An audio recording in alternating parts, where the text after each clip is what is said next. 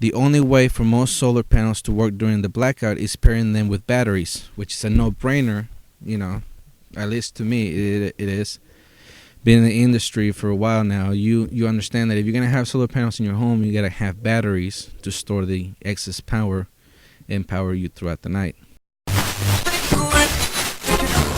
When the only constant in life is change, you need to be ready. This is the Man-Made Survival Show. Hello everybody, my name is Jose Prado with MMS Survival, and we would like to welcome you to our very first podcast, and I'm super excited. This has been a long time coming and getting used to the camera and all that good stuff, but here we are. And just to let you guys know, those that haven't heard about us, we are Christian, and we also think ourselves to be, on the conservative side, just in case you're wondering where we stand. But the purpose of this show is not really to be all political or anything like that. The purpose is for you to get information and at the same time make it fun. Fun for you, fun for me, and fun for everybody. And, I know there's going to be some events where political stuff will spill over it, and we'll discuss those when that day comes. But as far as getting too political, we're not going to do that. So first, let's start off with the articles what's been happening in California for the past week. Here's one of the headlines. California hit by dual shock. LA gas price spike above $5 as residents learn solar panels don't work in blackouts. And just reading the headline is pretty crazy because solar panels don't work in blackouts. I mean, that's supposed to be the whole purpose of the solar panels, right? But anyways, let's read on. Millions of Californians have just suffered an unprecedented induced blackout by the state's largest and bankrupt utility, PG&E. Just so it isn't blamed for starting even more fires, causing it to go even more bankrupt. But wait, there's more. America's most environmentally conscious state just got a harsh lesson in electrical engineering when many of the tens of thousands of people hit by this week's blackouts learned the hard way that solar installations don't keep the lights on during a power outage. That, as Bloomberg reports, is because most panels are designed to supply power to the grid, not directly to houses. During the heat of the day, solar systems generate more juice than a home can handle. However, they don't produce power at all at night, so systems are tied into the grid, and the vast majority aren't even working this week as PG&E cut power to much of Northern California to prevent wildfires. Of course, the only way for most solar panels to work during the blackout is pairing them with batteries, which is a no-brainer, at least to me it is.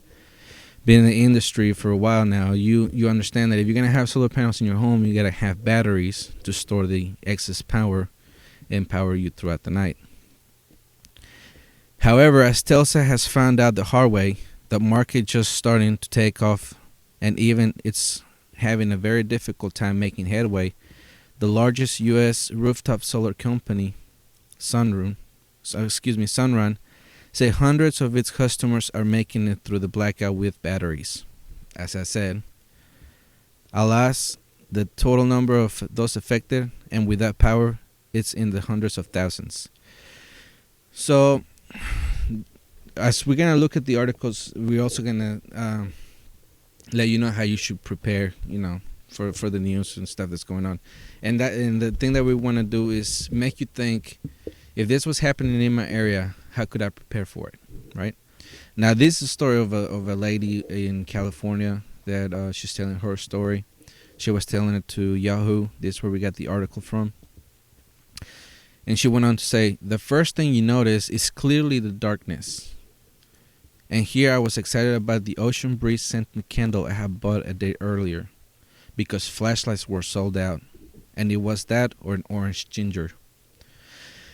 Of course, powerless people will rush to their phones, overwhelming LTE networks and crippling mobile data access to us all. On Thursday morning, I managed to squeeze a few emails out of Verizon's Hubble network from home before signing off to tend to our 1-year-old daughter and make the trek into San Francisco. I walked into the nursery to find Sophie. Sophie's hands and feet were freezing. So much for our natural gas fuel heating system. A frantic Google search tells me that while these systems indeed depend on gas, they're designed to automatically shut off during power outage. So much for not relying on electricity, which kind of sucks. A worker at the local donut shop greeted patrons with "No coffee, just donuts." With the credit card machines down, I pay for my glazed twist with a $5 bill. It's a cash economy in the Bay Area now. For your preps, this woman that told her story didn't even have a flashlight, so when she did go out to buy one, they were sold out. So she bought and used scented candles. So you need your flashlight, your batteries, your power bank, solar power, or hand crank emergency radio, because the internet is down and you need a way to gather information. Keep in mind, though, there are fires raging in California also. Which is the reason why you need the emergency radio, because as she said, the LTE networks were overwhelmed with everyone else that was trying to get in and probably entertain themselves rather than gather information. But for you would need that. In cold weather with no central or space heating, you're gonna need either wood or gas heating. But the modern heating systems are designed to automatically shut off during power outages, so you need something that runs from a propane tank but does not put out toxic fumes. I know that there's this heater that they sell at Walmart in the camping section that runs off the propane canisters, which is really good. And they don't put out fumes. And if I'm not mistaken, I remember that one of the canisters, if you ran it medium to low, it will last you 4 hours. And if you have it on high, I think it's 2 hours. So the point on this is that if she would have at least her flashlight on, close or bought, if she would have had flashlight, she wouldn't have to worry about it. But she went out with everyone and their mother trying to find supplies, and she didn't find none. This is the reason why you need to have your preps in place ahead of anything ever happening. Otherwise, you're going to scramble with everybody else trying to catch the last something. And you'll probably spend a lot more money getting it last minute than going ahead and have it in place. Let's go to the next article. In the dark. Outraged Californians scramble to get supplies as PG&E power cuts off is expected to affect about 2 million people. Closing schools, shuttering businesses, and overwhelming roadways. Californians are outraged as the PG&E power shutoff announced on Tuesday forced them to scramble for supplies. And then again, like I said, if they would have their supplies beforehand, they wouldn't have to worry about it. And for the people that are just now learning about this, the very basics that you need are food and water. Okay, the food, it has to be at least 12 months. DHS and FEMA have said that you should have at least 6 months for any kind of disaster or whatever comes our way. But really, you need more than that, because there are certain scenarios that you can be without power for more than 18 months, and that's a year and a half. So that's the reason why we say you need at least 12 months or 2 years, if you're going to just depend on that food source. And on the water, you will need about the same time frame for water.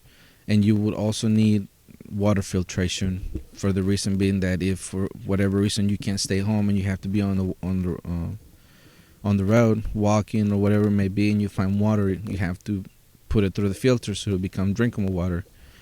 That way you don't die from some kind of illness or bacteria that may be in the water that you find on the road. But let's move on. One of the shutoff's biggest critics are those living in senior centers and people who rely on electrical medical supplies. Before the blackout in Moraga, California, gas stations were overflowing with anxious residents and people swarmed the only supermarket in town, trying to stock up on supplies. Now, keep in mind, that's 2 million people, or I mean, probably not all 2 million people for that one grocery store, but either way, a lot of people for that one grocery store.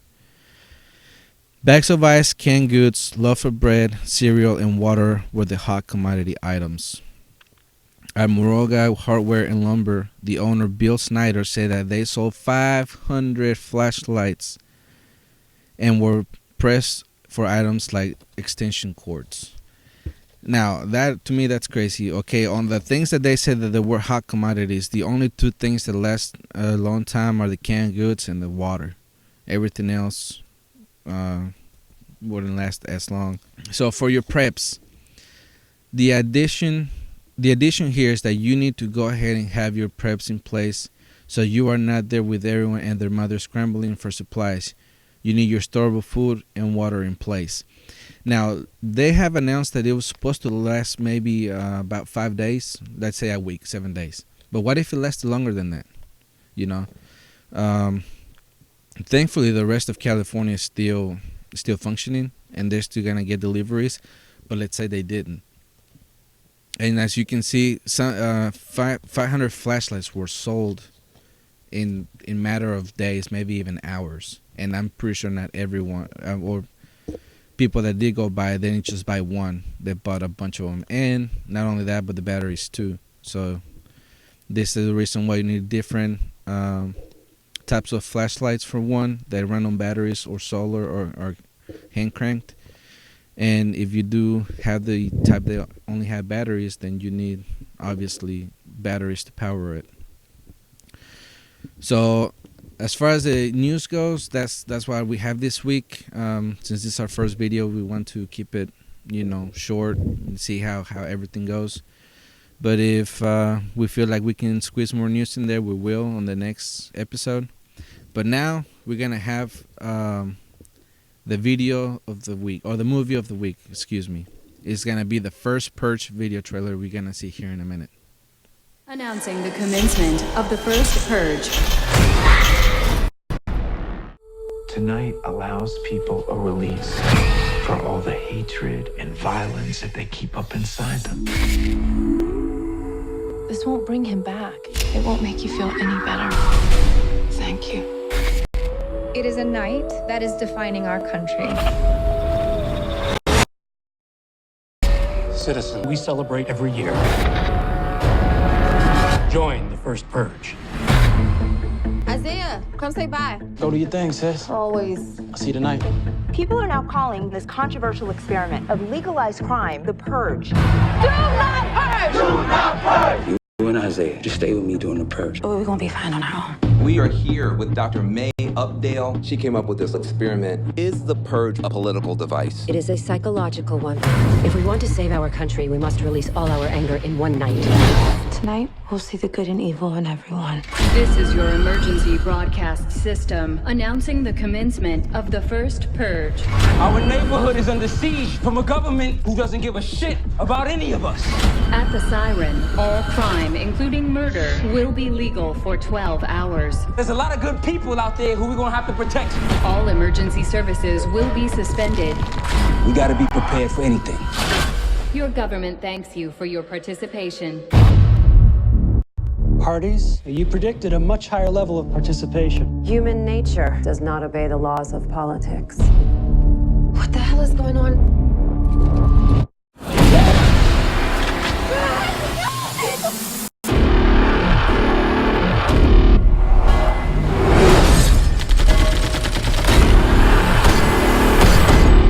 They all ex-military.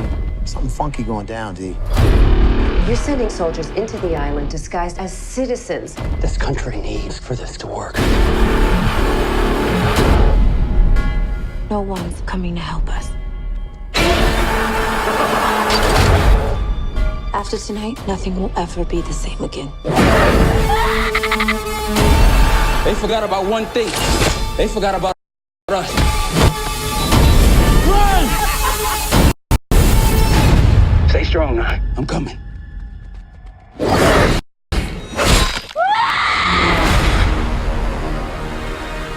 Just Just remember all the good the purge does. All right, so that was the trailer for the first Purge. That, of course, there's 4 movies of those, and a lot of people liked them. A lot of people thought they were maybe too violent. But in the movie, there's an experiment that the new government of the United States wants to try, and it is to give the population one day of rage, one day where any crime, including murder, is legal. In the movie, of course, there are people who don't want to do it, but nonetheless, the rest of the people do, because mainly there is monetary gain. At the end of the movie, the experiment is deemed successful, and they announce that the purge will go into effect for the following year for the rest of the country. And to me, let's say that was to happen. Something that you could prep for something like that is that you will have a whole year to prep for this, and obviously self-defense is the main issue. Having a safe place to be and alliances to help you defend you and your family. Or you could just go on vacation for the week the purge would be going on. Those are 2 alternatives. If you could leave the country for that, those days the purge would be going on in that scenario, that'd probably be the best thing. But you gotta think, maybe you come back and you don't have a home anymore. Maybe somebody burned it down. And also, of course, if we were to put it into kind of like real life, you would wonder if the chain of supply would collapse or be damaged in some way, and it will have trickle down effects. And I don't know if you have seen the trailer for the new TV series, and on there they talk about purging every day of the year, which pretty much would be crazy. People going insane. But you can watch the movie. What we want to do is when you watch movies like that, for to start, for you to think, if that was happening in real life, how would I prepare for it? And that's just to condition people to think of things that can happen, prepare for them, and if they do happen, they'll have the best outcome than people who didn't even have a clue or who didn't even think of preparing or anything like that. All right, so now we're gonna move on to a campfire story, and this is the stories that you can tell your friends and your family. We're gonna try to keep it friendly, so it's something that it's cool, but it's still friendly for everyone to listen to. All right, so and this campfire story starts like this: 2 college roommates are in the same science class, and the big midterm is tomorrow morning. Marie wants to stay in and study, but Tara wants to go out and party with a cute guy from the lacrosse team. She leaves Marie to her studies. When she gets home very late that night, Marie is in the bed and the lights are off. Tara goes into the bed without turning the lights on, trying not to disturb her studious friend. In the morning, she goes to wake Marie so they won't be late for the test, but Marie's body lies stiff and her bed is soaked in blood. On the wall above her, scrawled in blood, are the words, "Aren't you glad you didn't turn the light on?" What? All right, when I was looking on the internet for the campfire story and I read that one, that would give me chills. Now that, that's creepy. Makes you wonder if whoever was the person that made Marie the victim was there or listened to her walk into the room, which that's why you gotta always be ready, for something like that. If somebody tries to jump out of the dark, or maybe she would have been able to turn it on and she could have probably saved her life. A lot of things could have happened that happened in real life. But anyways, we're gonna move on to the next subject, which is video games, and we want to thank our friends at Games Masters. I'm sorry, I forgot. Our friends at Games Masters, they gave us this little video coming from The Last of Us.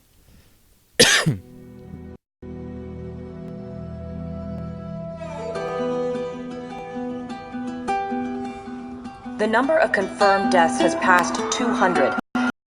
The governor has called a state of emergency. Hundreds and hundreds of bodies lining the streets. Panic spread worldwide after a leaked report from the World Health Organization showed that the latest vaccination tests have failed. But the bureaucrats out of power only take the necessary steps. Los Angeles is now the latest city to be placed under martial. Residents are required to report to their designated quarantine. Riots have continued for a third consecutive day, and winter rations are at an all-time low. A group calling themselves the Fireflies have claimed responsibility for both attacks. Their public charter calls for the return of all branches of government. Demonstrations broke out following the execution of 6 more alleged Fireflies. You can still rise with us. Remember, when you're lost in the darkness, look for the light. Believe in the Fireflies.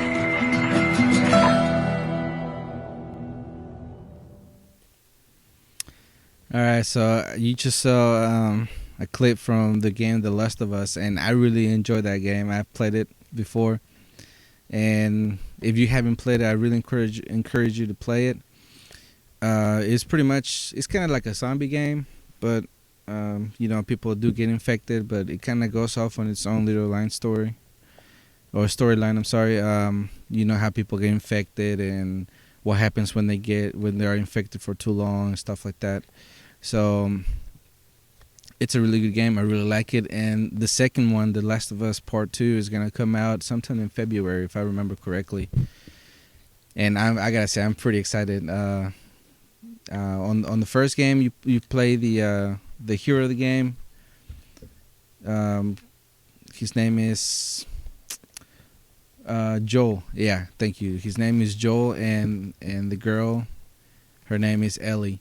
And on the second game, Ellie is gonna be the main character, but Joel is still there. And if you play that game, and if you've seen the trailer, I was really excited when I see that they were both still in the same game. But anyways, we hope you liked it. That's the end of the show. We hope you really, really liked it. Please share it on social media, on YouTube. Like it on Facebook. Like and share with your friends and family.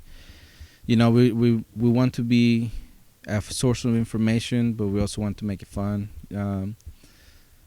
So also please go on Pepper Secret Cash, and there's a book that I have written and that we'd like to promote. If you'd like to help us, right now we're giving it away for free. All you have to pay is shipping and handling, which I think is like $7, and the book retails for $24.99. So we're giving it away for free. We have limited copies, and the book talks about things that can happen, like California's outage, and things you can do to prepare for it. So again, we thank you very much, and y'all have a great night. The Man-Made Survival Show.